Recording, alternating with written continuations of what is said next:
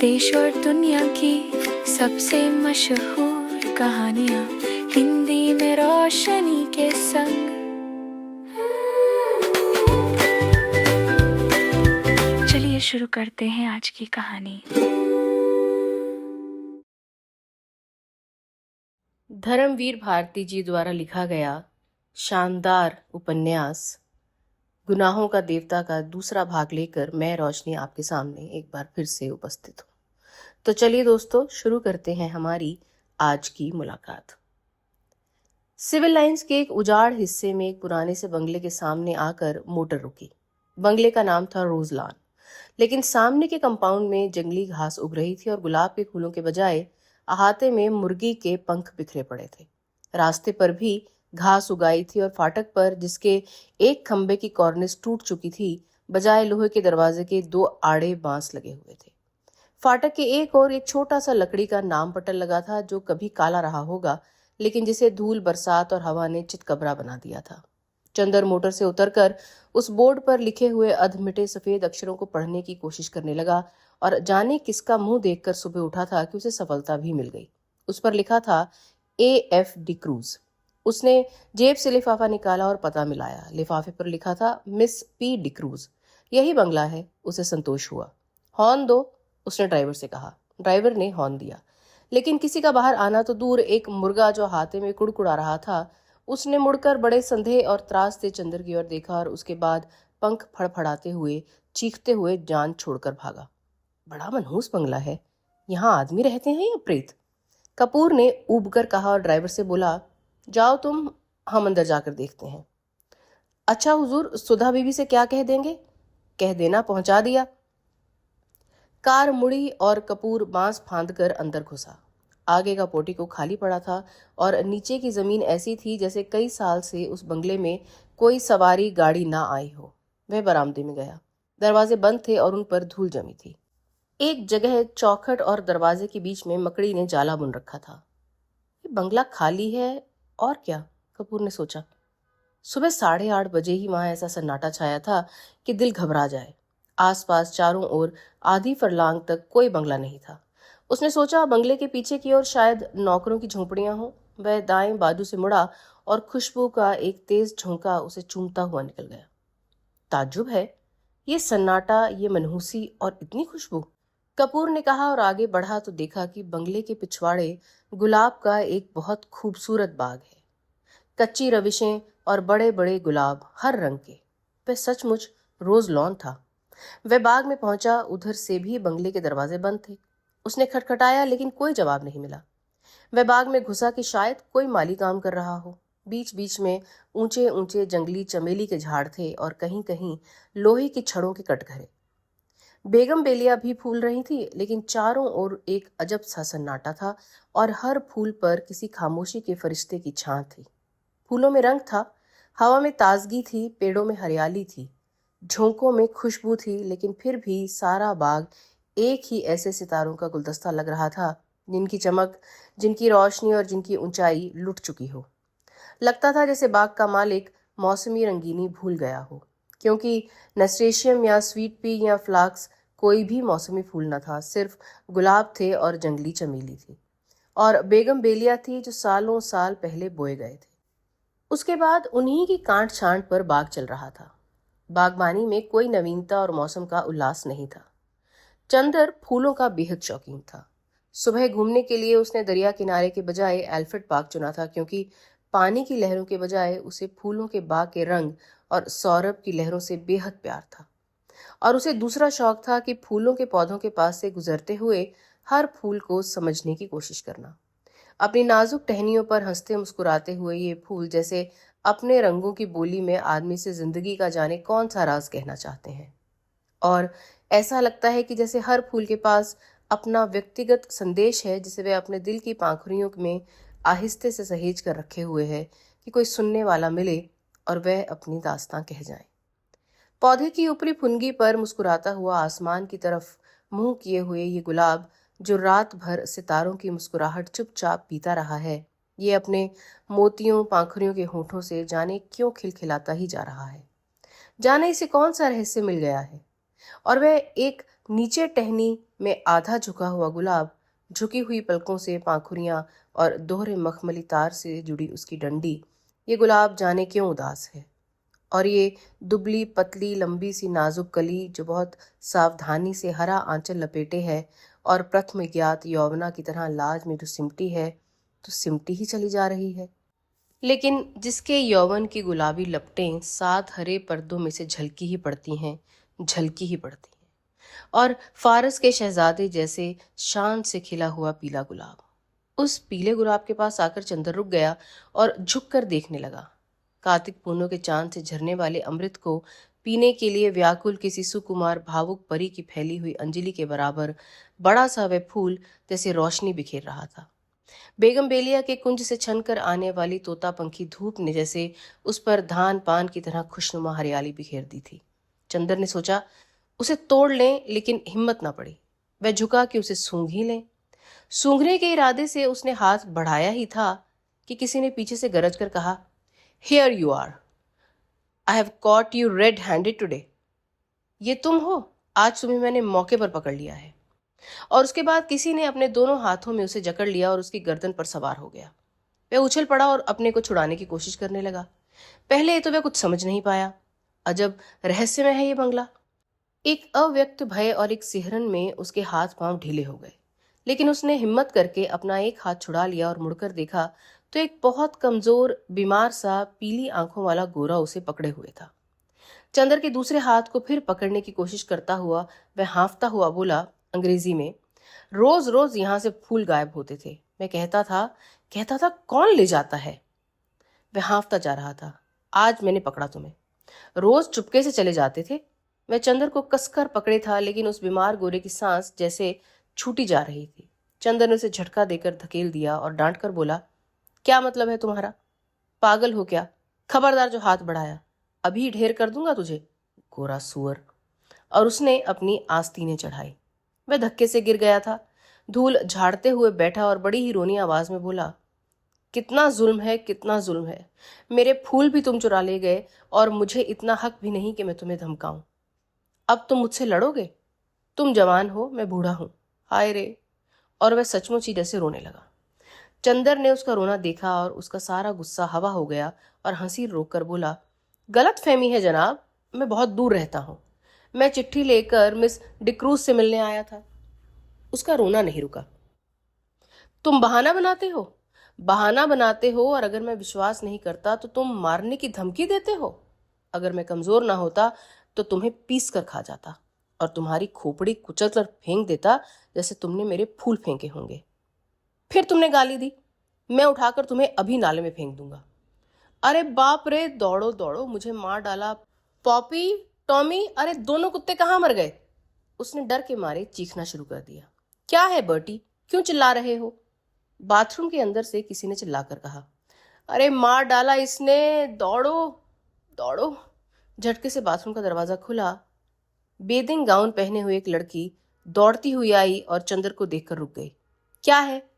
उसने डांट कर पूछा। कुछ नहीं, शायद पागल मालूम होता है। जबान संभाल कर बोलो, ये मेरा भाई है। ओ कोई भी हो, मैं मिस डिक्रूज से मिलने आया था। मैंने आवाज दी तो कोई नहीं बोला। मैं बाग में घूमने लगा, इतने में इसने मेरी गर्दन पकड़ ली। ये बीमार और कमजोर है, वरना अभी इसकी गर्दन दबा देता। गोरा उस लड़की के आते ही फिर तनकर खड़ा हो गया और दांत पीस कर बोला, अरे मैं तुम्हारे दांत तोड़ दूंगा। बदमाश कहीं का, चुपके चुपके आया और गुलाब तोड़ने लगा। मैं चमेली के झाड़ के पीछे छिपा देख रहा था। अभी अभी मैं पुलिस बुलाती हूँ। तुम देखते रहो बटी, इसे मैं फोन करती हूँ, लड़की ने डांटते हुए कहा। अरे भाई, मैं मिस डिक्रूज से मिलने आया हूँ। मैं तुम्हें नहीं जानती, झूठे कहीं के, मैं ही मिस डिक्रूज हूँ।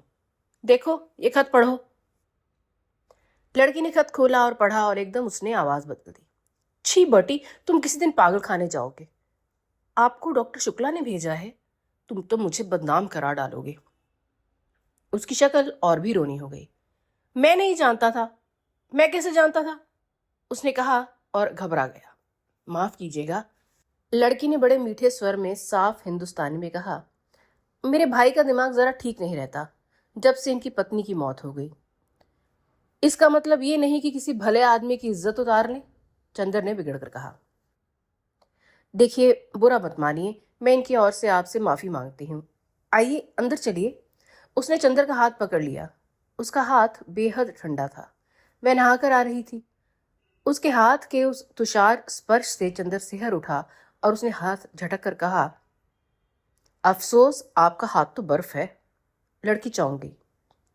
वह सहसा सचेत हो गई और बोली, अरे शैतान, तुम्हें ले जाएंगे बर्टी। तुम्हारे पीछे मैं एक बेदिंग गाउन में भाग आई। और बेदिंग गाउन के दोनों कॉलर पकड़कर उसने अपनी खुली गर्दन ढकने का प्रयास किया और फिर अपनी पोशाक पर लज्जित होकर भागी। अभी तक गुस्से के मारे चंदर ने उस पर ध्यान ही नहीं दिया था, लेकिन उसने देखा कि वह 23 बरस की दुबली पतली तरुणी है। लहराता हुआ बदन, गले तक कटे हुए बाल। एंग्लो इंडियन होने के बावजूद गोरी नहीं है। चाय की तरह वह हल्की पतली भूरी और तुर्श थी। भागते वक्त उसे देखकर ऐसा लगा जैसे छलकती हुई चाय। इतने में वह गोरा उठा और चंदर का कंधा छूकर बोला, माफ करना भाई, उससे मेरी शिकायत मत करना। असल में ये गुलाब मेरी मृत पत्नी की यादगार हैं। जब इनका पहला पेड़ आया था तब मैं इतना ही जवान था जितने तुम, और मेरी पत्नी उतनी ही अच्छी थी जितनी पम्मी। कौन पम्मी? ये मेरी बहन प्रमिला डिक्रूज। ओह, कब मरी आपकी पत्नी? माफ कीजिएगा, मुझे मालूम नहीं था। हाँ, मैं बड़ा अभागा हूँ। मेरा दिमाग कुछ खराब हो गया है, देखिए, कहकर उसने झुककर अपनी खोपड़ी की चंदर के आगे कर दी और बहुत गिड़गिड़ा कर कहा, पता नहीं कौन मेरे फूल चुरा ले जाता है। अपनी पत्नी की मृत्यु के बाद 5 साल से मैं इन फूलों को संभाल रहा हूँ। हाय रे, जाइए, पम्मी आपको बुला रही है। पिछवाड़े के सहन का बीच का दरवाजा खुल गया था और पम्मी कपड़े पहनकर बाहर झांक रही थी।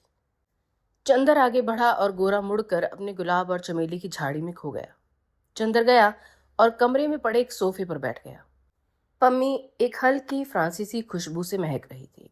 शैम्पू से धुले हुए रूखे बाल जो मचले पड़ रहे थे, खुशनुमा आसमानी रंग का एक पत्ता चिपका हुआ जीना ब्लाउज और ब्लाउज पर एक फ्लैनल का फुल पैंट जिसके 2 गैलेस कमर, छाती और कंधे पर चिपके हुए थे।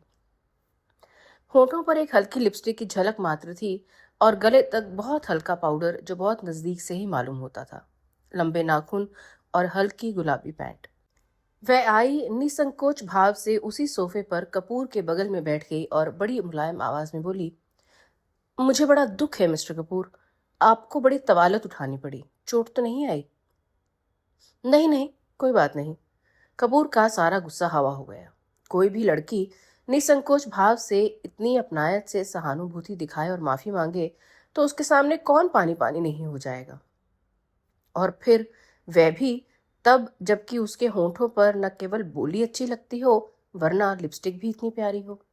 लेकिन चंदर की एक आदत थी, वह चाहे कुछ न हो, कम से कम वह अच्छी तरह जानता था कि नारी जाति से व्यवहार करते समय कहाँ पर कितनी ढील देनी चाहिए, कितना कसना चाहिए, कब सहानुभूति से उन्हें झुकाया जा सकता है, कब अकड़कर। इस वक्त जानता था कि इस लड़की से वह जितनी सहानुभूति चाहे ले सकता है, अपने अपमान के हर जाने के तौर पर। इसलिए कपूर साहब बोले, लेकिन मिस डिक्रूज, आपके भाई के बीमार होने के बावजूद वह बहुत मजबूत आदमी है। उफ, गर्दन पर जैसे अभी तक जलन हो रही है। ओहो, सचमुच मैं बहुत शर्मिंदा हूँ, देखूं? और कॉलर हटाकर उसने गर्दन पर अपनी बर्फीली उंगलियां रख दी। लाइए, लोशन मल दूं मैं? धन्यवाद धन्यवाद, इतना कष्ट न कीजिए, आपकी उंगलियां गंदी हो जाएंगी, कपूर ने बड़ी शालीनता से कहा। पम्मी के होठों पर एक हल्की सी मुस्कुराहट, आंखों में हल्की सी लाज और वक्ष में एक हल्का सा कंपन दौड़ गया। ये वाक्य कपूर ने चाहे शरारत में ही कहा हो, लेकिन कहा इतने शांत और संयत स्वरों में कि पम्मी कुछ प्रतिवाद भी न कर सकी। और फिर 6 बरस से 60 बरस तक की कौन सी ऐसी स्त्री है जो अपने रूप की प्रशंसा पर बेहोश न हो जाए। अच्छा लाइए, वह स्पीच कहाँ है जो मुझे टाइप करनी है? उसने विषय बदलते हुए कहा। ये लीजिए, कपूर ने दे दी। ये तो मुश्किल से 3-4 घंटे का काम है। और पम्मी स्पीच को उलट पलट कर देखने लगी। माफ कीजिएगा, अगर मैं कुछ व्यक्तिगत सवाल पूछूं, क्या आप टाइपिस्ट हैं? कपूर ने बहुत शिष्टता से पूछा। जी नहीं, पम्मी ने उन्हीं कागजों पर नजर गड़ाते हुए कहा। मैंने कभी टाइपिंग और शॉर्ट हैंड सीखी थी और तब मैं सीनियर कैम्ब्रिज पास करके यूनिवर्सिटी गई थी। यूनिवर्सिटी मुझे छोड़नी पड़ी क्योंकि मेरी शादी हो गई थी। अच्छा, आपके पति कहाँ हैं? रावलपिंडी में आर्मी में। लेकिन फिर आप डिक्रूज को लिखती हैं और फिर मिस? क्योंकि हम लोग अलग हो गए हैं। और स्पीच के कागज को मैं फिर से तय करती हुई बोली, मिस्टर कपूर, आप अविवाहित हैं? जी हाँ। और विवाह करने का इरादा तो नहीं रखते? नहीं। बहुत अच्छे, तब तो हम लोगों में निभ जाएगी। मैं शादी से बहुत नफरत करती हूँ। शादी अपने को दिया जानलेवा सबसे बड़ा धोखा है।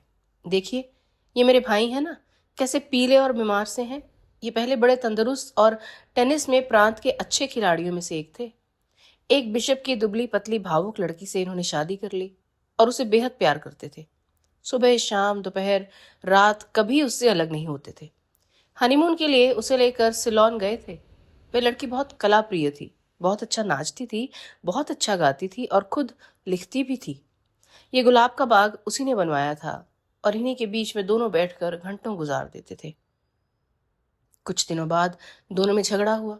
क्लब में बॉल डांस था और उस दिन वह लड़की बहुत अच्छी लग रही थी, बहुत अच्छी। डांस के वक्त इनका ध्यान डांस की तरफ कम था और अपनी पत्नी की तरफ ज्यादा। इन्होंने आवेश में उसकी उंगलियां जोर से दबा दी। मैं चीख पड़ी और सभी इन लोगों को देखकर हंस पड़े। मैं घर आई और बहुत बिगड़ी और बोली, आप नाच रहे थे या टेनिस का मैच खेल रहे थे? मेरा हाथ था या टेनिस का रैकेट? इस बात पर बर्टी भी बिगड़ गया और उस दिन से जो इन लोगों की में खटकी तो फिर कभी नहीं बनी। धीरे धीरे वह लड़की एक सार्जेंट को प्यार करने लगी। बर्टी को इतना सदमा हुआ कि वह बीमार पड़ गया, लेकिन बर्टी ने तलाक नहीं दिया। उस लड़की से कुछ कहा भी नहीं और उस लड़की ने सार्जेंट से प्यार जारी रखा, लेकिन बीमारी में बर्टी की बहुत सेवा की। बर्टी अच्छा हो गया। उसके बाद उसको एक बच्ची हुई और उसी में वह मर गई। हालांकि हम लोग सब जानते हैं कि वह बच्ची उस सार्जेंट की थी, लेकिन बर्टी को यकीन नहीं होता कि वह सार्जेंट को प्यार करती थी। वह कहता है, ये दूसरे को प्यार करती तो मेरी इतनी सेवा कैसे कर सकती थी भला। उस बच्ची का नाम बर्टी ने रोज रखा और उसे लेकर दिन भर उन्हीं गुलाब के पेड़ों के बीच में बैठा करता था जैसे अपनी पत्नी को लेकर बैठता था। 2 साल बाद बच्ची को सांप ने काट लिया और वह मर गई। तब से बर्टी का दिमाग ठीक नहीं रहता। खैर, जाने दीजिए। आइए अपना काम शुरू करें। चलिए अंदर स्टडी रूम में चलें।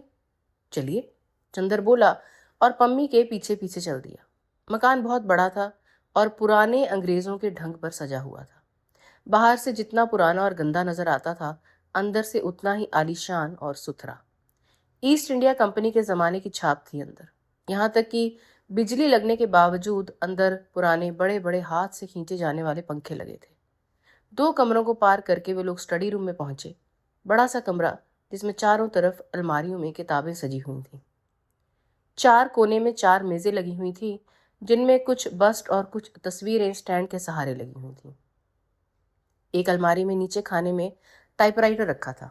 पम्मी ने बिजली जला दी और एक टाइपराइटर खोलकर साफ करने लगी। चंदर घूमकर किताबें देखने लगा। एक कोने में कुछ मराठी की किताबें रखी थी। उसे बड़ा ताज्जुब हुआ। अच्छा पम्मी, ओ माफ कीजिएगा मिस डिक्रूज। नहीं, आप मुझे पम्मी पुकार सकते हैं, यही नाम मुझे अच्छा लगता है। हाँ, क्या पूछ रहे थे आप? क्या आप मराठी भी जानती हैं? नहीं, मैं तो नहीं, मेरी नानी जी जानती थी। क्या आपको डॉक्टर शुक्ला ने हम लोगों के बारे में कुछ नहीं बताया? नहीं, कपूर ने कहा। अच्छा, ताज्जुब है, पम्मी बोली। आपने ट्रेनाली डिक्रूज का नाम सुना है ना? हाँ हाँ, डिक्रूज जिन्होंने कौशंबी की खुदाई करवाई थी, वह तो बहुत बड़े पुरातत्ववेत्ता थे, कपूर ने कहा। हाँ वही, मैं मेरे सगे नाना थे।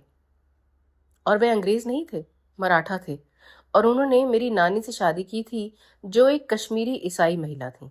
उनके कारण भारत में उन्हें ईसाइयत अपनानी पड़ी। ये मेरे नाना का ही मकान है और अब हम लोगों को मिल गया है। डॉक्टर शुक्ला के दोस्त मिस्टर श्रीवास्तव बैरिस्टर है ना, वे हमारे खानदान के अटर्नी थे। उन्होंने और डॉक्टर शुक्ला ने ही ये जायदाद हमें दिलवाई। लीजिए, मशीन तो ठीक हो गई। उसने टाइपराइटर में कार्बन और कागज लगाकर कहा, लाइए निबंध। इसके बाद घंटे भर तक टाइपराइटर रुका नहीं। कपूर ने देखा कि ये लड़की जो व्यवहार में इतनी सरल और स्पष्ट है, फैशन में इतनी नाजुक और शौकीन है, काम करने में उतनी ही मेहनती और तेज भी है। उसकी उंगलियां मशीन की तरह चल रही थीं और तेज इतनी कि 1 घंटे में उसने लगभग आधी पांडुलिपि टाइप कर डाली थी।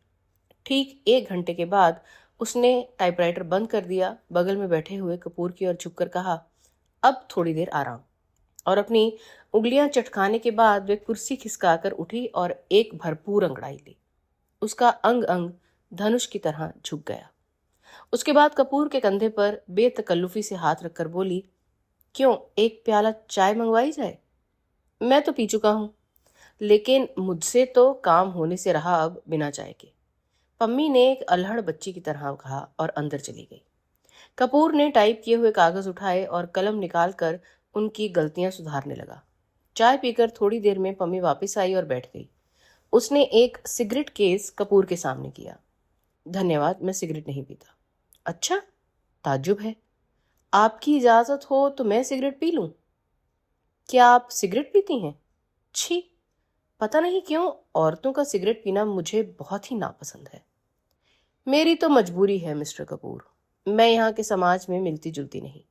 अपने विवाह और अपने तलाक के बाद मुझे एंग्लो इंडियन समाज से नफरत हो गई है। मैं अपने दिल से हिंदुस्तानी हूँ, लेकिन हिंदुस्तानियों से घुलना मिलना हमारे लिए संभव नहीं। घर में अकेली रहती हूँ। सिगरेट और चाय से तबीयत बदल जाती है। किताबों का मुझे शौक नहीं। तलाक के बाद आपने पढ़ाई क्यों जारी नहीं रखी? कपूर ने पूछा। मैंने कहा ना कि किताबों का मुझे बिल्कुल शौक नहीं, पम्मी बोली। और मैं अपने को आदमियों में घुलने मिलने के लायक नहीं पाती। तलाक के बाद साल भर तक मैं अपने घर में बंद रही, मैं और बर्टी। सिर्फ बर्टी से बात करने का मौका मिला। बर्टी मेरा भाई, वह भी बीमार और बूढ़ा। कहीं कोई तकल्लुफ की गुंजाइश नहीं। अब मैं हर एक से बेतकल्लुफी से बात करती हूँ और कुछ लोग मुझ पर हंसते भी हैं। कुछ लोग मुझे सभ्य समाज के लायक नहीं समझते। कुछ लोग उसका गलत मतलब निकालते हैं। इसलिए मैंने अपने आप को बंगले में ही कैद कर लिया है। अब आप ही हैं। आज पहली बार मैंने देखा आपको। मैं समझी ही नहीं कि आपसे कितना दुराव रखना चाहिए। अगर आप भले मानस ना हो तो आप इसका गलत मतलब निकाल सकते हैं। अगर यही बात हो तो, कपूर हंसकर बोला, संभव है कि मैं भले मानस बनने के बजाय गलत मतलब निकालना ज्यादा पसंद करूं। तो संभव है कि मैं मजबूर होकर आपसे भी न मिलूं। पम्मी गंभीरता से बोली। नहीं मिस डिक्रूज, नहीं, आप पम्मी कहिए, डिक्रूज नहीं। पम्मी सही, आप गलत ना समझें, मैं मजाक कर रहा था, कपूर बोला। उसने इतनी देर में समझ लिया था कि ये साधारण ईसाई छोकरी नहीं है। इतने में बर्टी लड़खड़ाता हुआ हाथ में धूल सना खुरपा लिए आया और चुपचाप खड़ा हो गया और अपनी धुंधली पीली आंखों से एकटक कपूर को देखने लगा। कपूर ने कुर्सी खिसका दी और कहा, आइए। पम्मी उठी और बर्टी के कंधे पर एक हाथ रखकर उसे सहारा देकर कुर्सी पर बिठा दिया। बर्टी बैठ गया और आंखें बंद कर ली। उसका बीमार कमजोर व्यक्तित्व जाने कैसे लगता था कि पम्मी और कपूर दोनों चुप हो गए। थोड़ी देर बाद बर्टी ने आंखें खोली और बहुत करुण स्वर में बोला, पम्मी, तुम नाराज हो? मैंने जानबूझकर तुम्हारे मित्र का अपमान नहीं किया था। अरे नहीं, पम्मी ने उठकर बर्टी का माथा सहलाते हुए कहा, मैं तो भूल गई और कपूर भी भूल गए। अच्छा, धन्यवाद। पम्मी, अपना हाथ इधर लाओ। और वह पम्मी के हाथ पर सिर रखकर रो पड़ा और बोला, मैं कितना अभागा हूँ, कितना अभागा। अच्छा पम्मी, कल रात को तुमने सुना था वह आई थी और पूछ रही थी, बर्टी तुम्हारी तबीयत अब ठीक है? मैंने झट अपनी आंखें ढक ली कि कहीं आंखों का पीला पन्ना देख ले। मैंने कहा, तबीयत अब ठीक है, मैं अच्छा हूँ। तो उठी और जाने लगी। मैंने पूछा, कहाँ चली? तो बोली, साजन के साथ जरा क्लब जा रही हूँ। तुमने सुना था पम्मी? कपूर स्तब्ध सा उन दोनों की ओर देख रहा था।